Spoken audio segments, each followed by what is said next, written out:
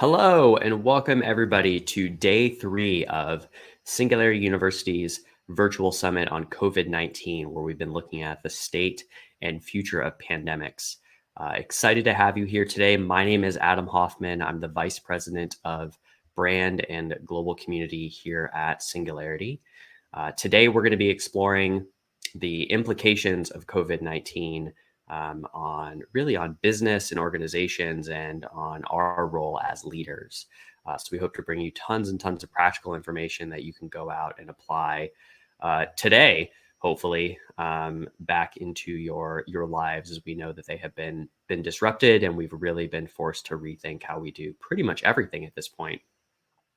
If you're joining us for the first time, welcome. If you're coming back, thanks for joining us for day 3. I'll show you around Crowdcast and give you some resources here shortly. Singularity University, for those of you who might not know us and are new, we're a global learning, innovation, and community platform that equips leaders with the exponential mindset, tool set, and connections needed to go and solve really big global challenges. This health crisis and pandemic being no exception to that. And we do this with partners all across the world in programs, events, online, and in person. And we really try to craft and curate experiences to bring the right people together to solve really big problems and go in with them and work with their organizations to do the same inside. And so it's for-profits, nonprofits, governments, and everything in between. So thank you for joining us today. We're super excited to have you. Let's get into a couple housekeeping items to get started today. So get my buttons moving here.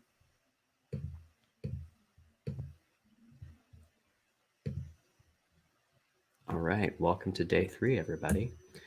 So a couple reminders to help everybody get started. If you're having connection issues, do me a favor and click up in the help in the top right-hand corner. There's a bunch of options there to help you fix bandwidth issues. The other option is to hover over my video or whoever is presenting, and you'll see a little gear icon. Click on that, and you can downgrade your video stream. That usually helps. Also, all sessions are being recorded, so if you can't be with us throughout the day, you can always go back and watch the sessions. All sessions are also available if you go and click on the schedule in the top left-hand corner. You can go back to previous sessions and watch all those videos whenever you want. They're also on YouTube if you happen to need subtitles or would prefer to see this in a different language. Also, remember, do me a favor, be patient, expect the unexpected. We might have some connection issues. We might see some pets. We might see some family members popping in. We're just meeting people where they're at to bring you really great content right now during this pandemic. We've got some great resources for you as well. So the team will drop these links in the chat here shortly, so it's really easy for you to get to them. But we've got a Facebook group going, so if you want to have more discussion or connect with people, check that out. We also have some ideation sessions going on this cool platform called Be Innovative. We have 6 challenges up there. We love your ideas for how we might solve some of them. That's the link to our YouTube playlist with those videos I just mentioned. And then we're posting all the resources and slides and links and everything that we can get our hands on at su.org/COVID-19. So check that out.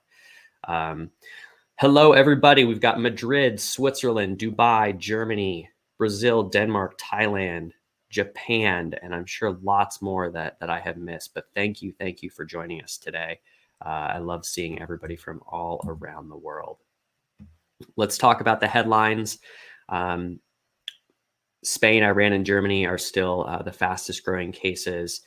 We passed 200,000 confirmed cases overnight, which was a pretty big jump. Deaths and recovered, you can see there as well. I'm getting that information from worldometers.info, and then the other stuff is from worldindata.org, as you can see there. The number of confirmed cases is now doubling globally at about every 15 days. The number of deaths is doubling globally every 9 days. Yesterday, this number was 11, so that is accelerating as well. One stat that I pulled out that was interesting that we need to keep an eye on is how our healthcare workers that are really here to help treat all of us are being impacted by all of this. So it's looking in Italy alone that they're approaching 10% of the population of healthcare workers are getting COVID-19, which is extraordinary and very, very unfortunate. Here, there's some really great graphs on our world and data that you can really look at the growth curves. And so we talk about exponential growth here and exponential trends at Singularity University. And sometimes those things are really, really hard to grasp. We tend to think linearly 1, 2, 3, 4, when something like this is really doubling over some period of days. And so you can see how different countries here are responding and what they're getting, what the confirmed cases look like here. This is the graph of the number of confirmed cases. It looked like it was kind of plateauing and slowing down, but clearly it is still accelerating and picking back up. This was a helpful chart that we came across that shows how in China, it does look like it has plateaued, but across the rest of the world, it is on a fairly aggressive upslope. This is why you've got so many people talking about flattening the curve and trying to spread out the burden on the healthcare system.